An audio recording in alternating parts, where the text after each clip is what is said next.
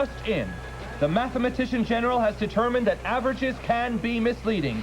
Film at 11.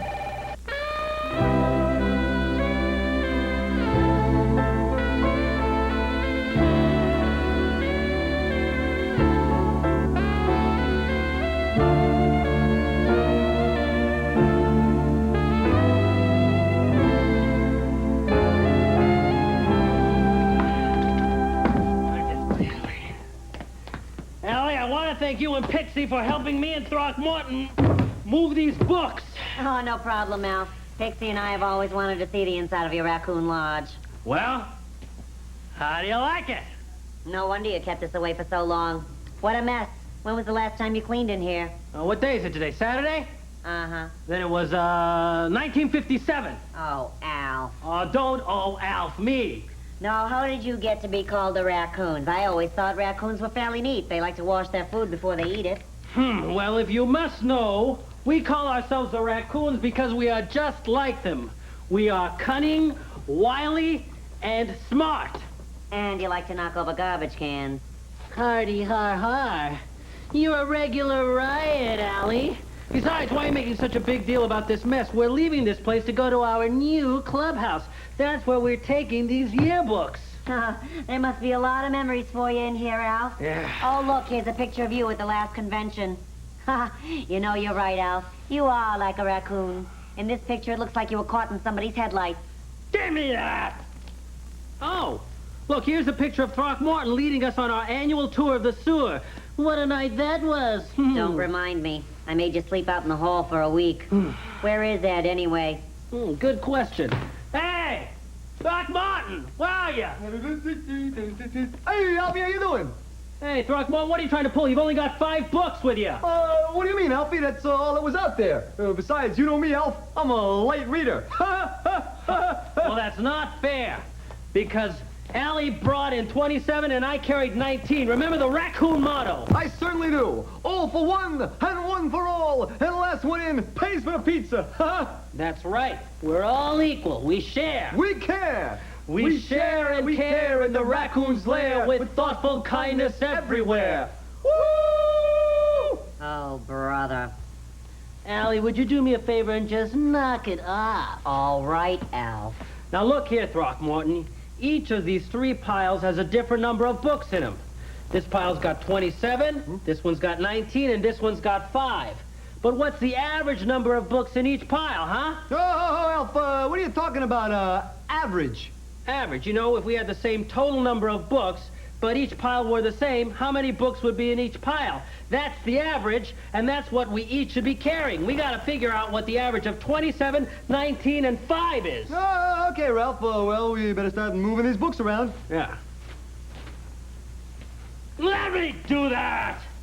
I'll just move some of the books from this pile onto your puny little pile. Yeah, okay. 1, 2, 3, 4, 5, 6, 7, 8, 9, 10, 11. There! We got 16 books in this pile, 16 books in this pile. Now we're equal. Wait a minute, Alf. Take a look at this pile over here.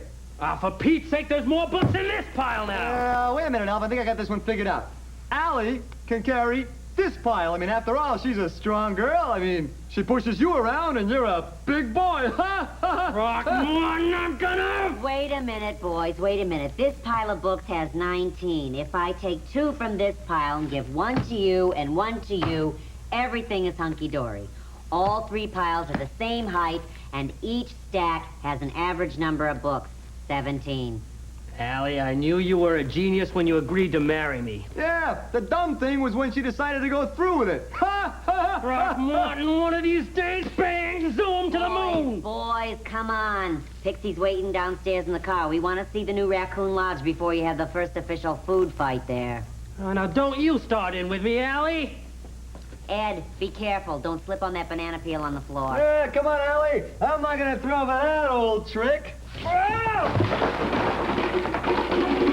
Oh, great, Throckmorton, just great. Well, now we gotta divvy up the books again. Well, I don't know about you two, but I'm out of here. Hey, Hey, Throckmorton, what are you trying to pull? You only got 5 books there. No, wait a minute, Alf. We said that the average pile had 17 books, right? Right. Well, so if I take these books and you take the rest of the books, we'll still be carrying an average of 17 books. I mean, some will have less and some will have more, but we'll still have an average of 17. Oh!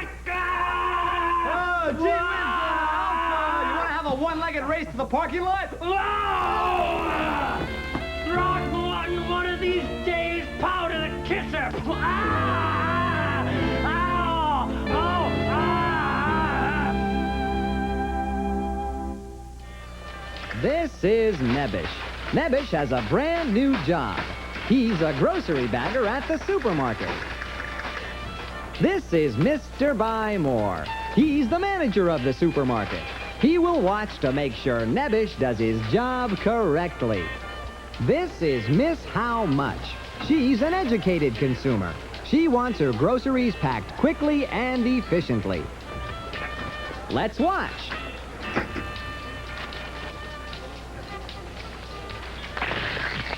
Uh-oh, crunch. I think Nebbish messed up.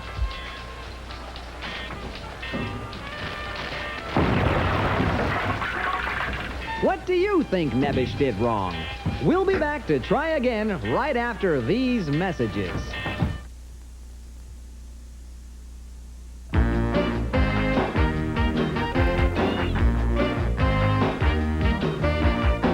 Sooner or later, you're gonna see some math. You can count on it. Sooner or later, those numbers cross your path. You can count on it. You may be hoping that it'll go away, but let me tell you, math is here to stay. You can count on it. Woo! Yeah, you can count on it. Everywhere you look, they're measuring the action. You can count on it. Woo! Yeah. Everywhere you look, they're even using fractions. You can count on it. They keep the time and they're keeping the score. They draw the line and they're running the score. You can count on it. Woo! Yeah, you can count on it. Look at the dial. Look at how far. Look at how much. Look where we are. Look at the gauge. Look at the graph. Check out the numbers. You got the last laugh. 'Cause it ain't history. There's nothing tough about it. You can count on it. That's right. You're gonna see that you couldn't live without it. You can count on it. Woo! Don't take a genius or a great magician to make a pretty good mathematician. You can count on it. Woo! Yeah, yeah, you can count on it. Woo! Oh, you can count on it. Woo! Baby, you can count on it. Down, down, down, down, down, down, down, down, down, down, down, down, down, yeah. Well, here's our friend Nebbish again. Remember the last time he tried to pack the grocery bag? He put the delicate eggs in first, and then the heavy can on top of them, and crunch. They broke. Mr. Buy More has shown him the error of his ways. Let's watch.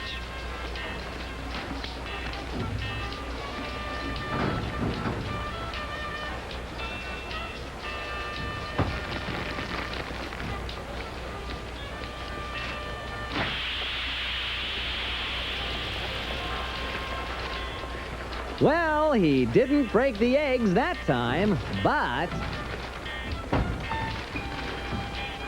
I can hardly wait to see what happens next. This is a decimal fraction, and it tells us how much of the show is already over. If you subtract this number from 1, you'll know how much of the show is going to come. Kind of interesting, isn't it? Uh-oh, here's that Nebbish again. What's he going to do now? The first time he broke a dozen eggs. Next time he squished a loaf of bread. His boss has told him what he did wrong. Ooh, let's see if Nebbish has learned something. What's this? Nebbish is putting the heavy can of tomato puree in the bag first. Good idea. It's heavy and it can't be crushed or broken like these cream puffs.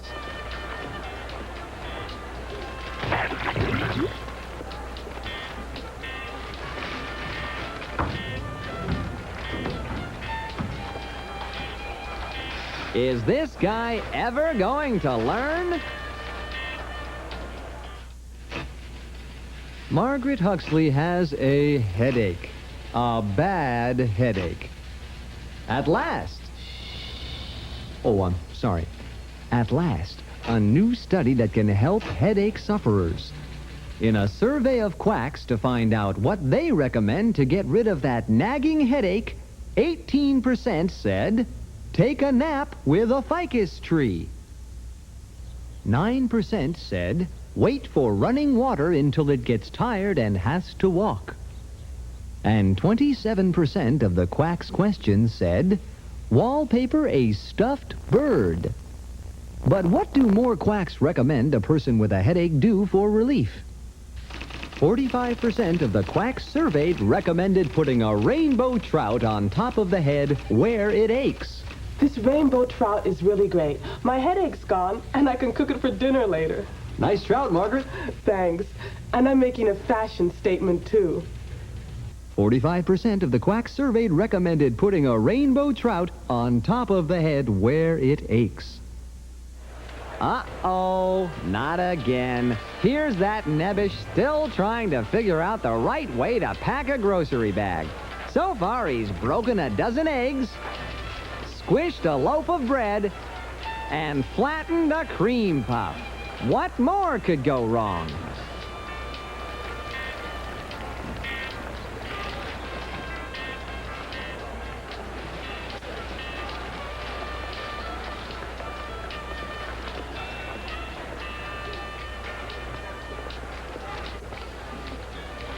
Oh, boy. The Nebbish learned from his mistakes and did a terrific job. In fact, Miss Howmuch was so delighted, she asked the store manager to marry them, which he did. The wealthy Miss Howmuch set up the Nebbish in the movie business as a producer. His first film, Baggett, First Blood, opens next week at theaters and drive-ins all over. And now it's time for one of America's newest game shows, But Who's Adding? And here is the host who loves numbers the most, Larry Cedar. How you doing, everybody? Good to see you out there in Additionland. Welcome to But Who's Adding? And you here in the audience, welcome also. We have a very exciting game for you today. Let's bring up today's contestants and give them a big hand. Come on up. All right. We're ready to add today. Now, playing for Blue Side today is... Anthony. Anthony, how you feeling today? Good. All right. You look ready to add, are you? Mm-hmm. Okay. And playing red today is... Jada. Jada, how are you? Fine. Good. You a little nervous? Mm-hmm. Oh, yeah, I know. I'm nervous, too. It's a very exciting game. Let's turn around and check out the rules. Now, the object of the game is to cover 3 squares in a row with your color, either horizontally, vertically, or diagonally. Now, the numbers on the big board represent the sum you get when you add 2 numbers from the adding board together. For example, if there's a ring on the 4 and a ring on the 5, what number can you cover? 9. 9. It looks just like that, right. Now, the player who goes first moves both rings and then announces his or her sum. After that, the next player moves his or her color ring anywhere on the adding board and calls out their sum. Now, you got 10 seconds to move your ring and call out the sum for the board. If you don't do it in 10 seconds, you'll hear this. Means you ran out of time. Also, if you call out an incorrect sum, or if you call out a sum that's already been covered on the board, that's a mistake, and you'll hear this. So if you run out of time, or you make a mistake, you lose your turn, and your opponent gets to move both rings. First player to win 2 rounds wins the game. Red goes first. Are you guys ready? Yeah! All right. And red, go. 12, red.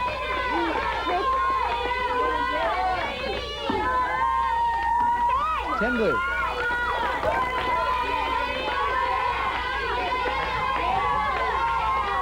5 seconds. 8 red.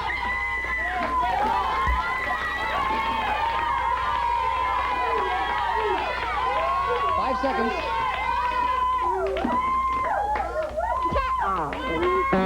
Oh, sorry, you ran out of time. Jada, you get to move both rings. Red, go. 16 red.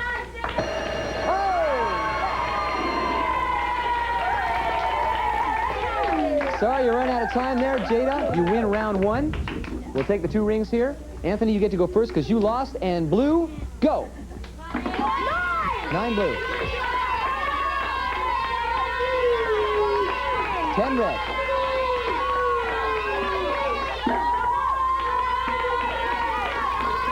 seconds.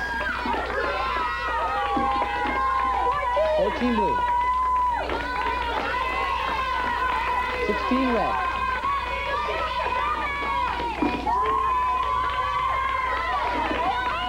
8 blue.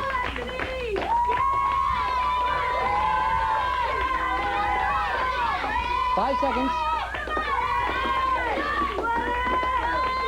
5 red.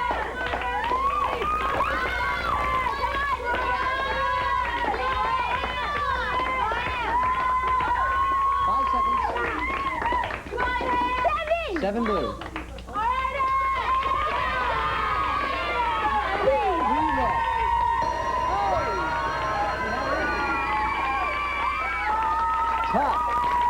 Tough game, all right. Let's have you turn around. Here we have a winner.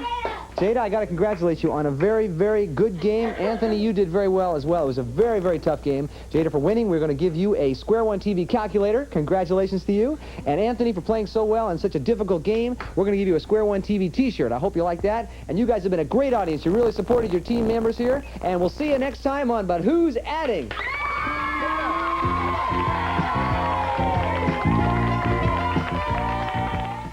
Square One TV, where problem solving is our most important product.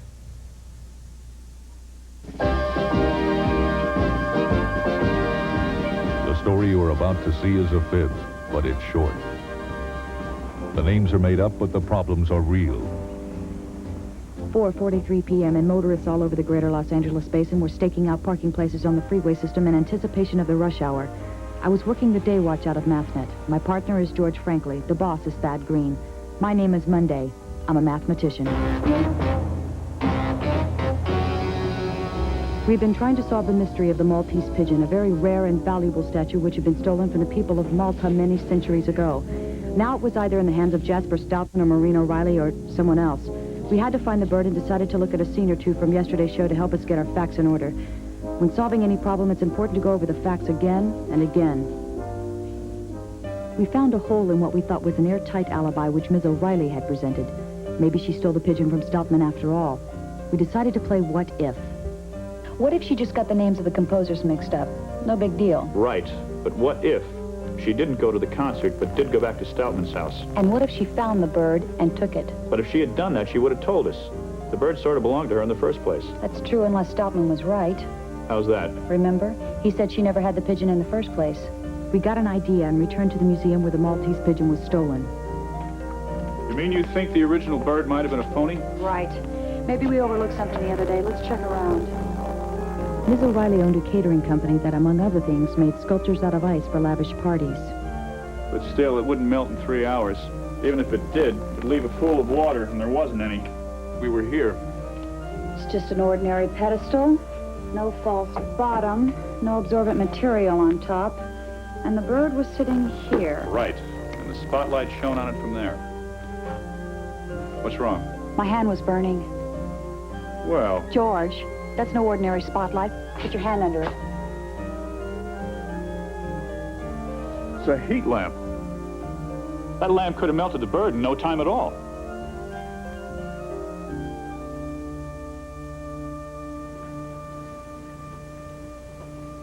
Thanks very much, Arlie. You've been a big help. Did he say the heat lamp would have melted it? Uh-huh. He said a lamp like that could melt a sculpture in 30 minutes and evaporate the water in another 20 to 30. You know what else he said? Arlie, I mean? What? He said he never made a sculpture of a pigeon with a sapphire in its tummy, but... But what? He said Maureen could have. Said she's one of the finest ice sculptors south of Ventura Boulevard. I know she has the bird, George. I can just feel it. But all the evidence we have is what lawyers call circumstantial. Maybe she did it, but maybe she didn't. I have an idea, George. Let's roll. We decided to stake out Ms. O'Reilly's house. If she did have the bird, we guessed she'd try to leave town with it as soon as possible. We set a trap and asked Noel Sphinx to help us. Thanks for helping, Noel. Oh, I am only too eager. I will do anything to get the pigeon and return it safely to my people. I was just thinking, Kate. Uh-huh. This is one of the most complicated cases we've ever tried to solve. You got that right. We've hardly used any mathematics at all. Well, we haven't added or subtracted or multiplied or divided many numbers, if that's what you mean. But we've sure tried to solve things in a logical, mathematical way. You mean you don't always need numbers to solve mathematical problems? That's right. Just organized facts and logical thinking. There she is now.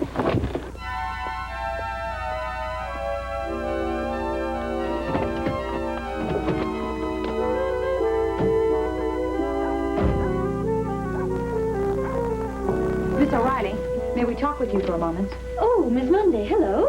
Hello, Maureen. Hello, George. Actually, I'm in a bit of a hurry. We came to apologize to you. Oh.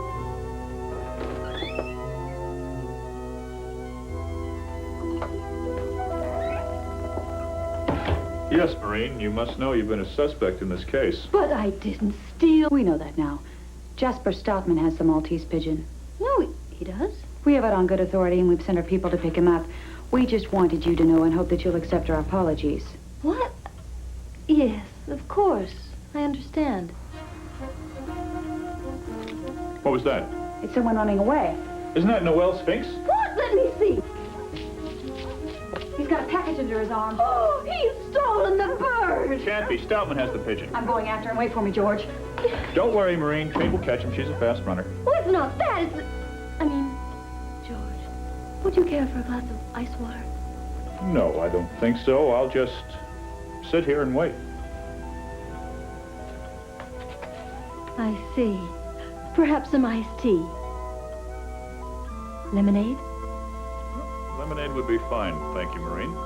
You wait here, George. I'll fix the drinks.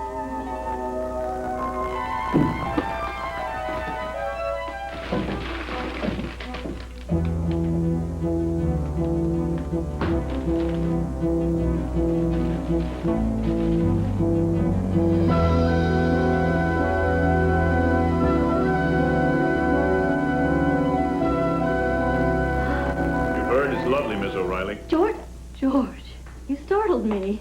So that's it. The Maltese pigeon. Yes, it is. And it's mine. I think not. George, this crystal bird is worth millions of dollars. Plenty of money for both of us. What? Yes, don't you see? I'll sell it, and we'll split the money. George, don't send me to jail. For hundreds of years, people have lied and cheated and even killed for this bird. Yes, but not anymore. Don't you see? It can be ours. We've only minutes before the others return. We're sitting on dynamite. Now give me the story and give it to me fast. Not now, George, please. That first day, when you came into my office, you didn't have the bird, did you? You played me for a simp, Angel. And I won't play the simp for you or anyone. Don't say that, George. You know I didn't. This isn't the time for that schoolgirl act. We're both standing under the gallows. I didn't mean to. First, perhaps. George, I can't look at you and tell you this. Then I'll tell you.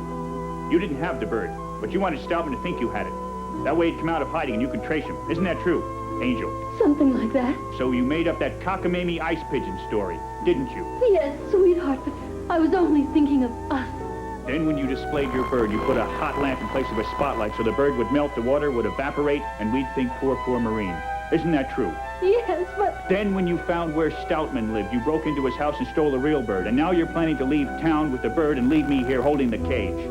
Millions of dollars, George. For us.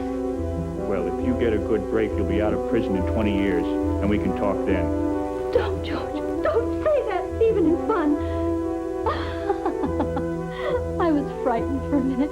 I really thought you do such wild, unpredictable things. Now, don't be silly, Angel. You're taking the fall.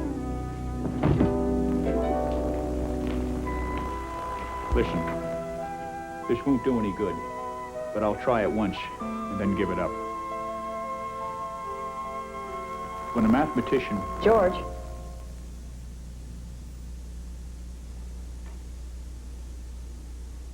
You tricked me, George. How could you? It isn't something you'd understand, Angel. Take her away, boys.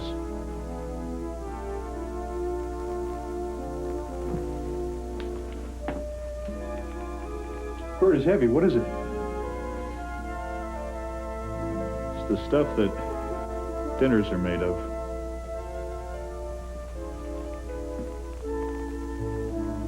Here, son, take good care of it. Thank you. From me and the people of Malta.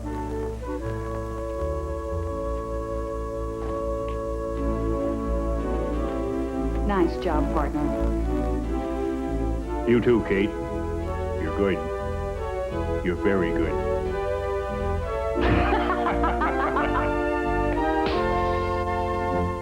Maureen O'Reilly was tried and convicted of a 459 burglary and a 487A grand theft autobahn. She was put away from society for an appropriate number of years.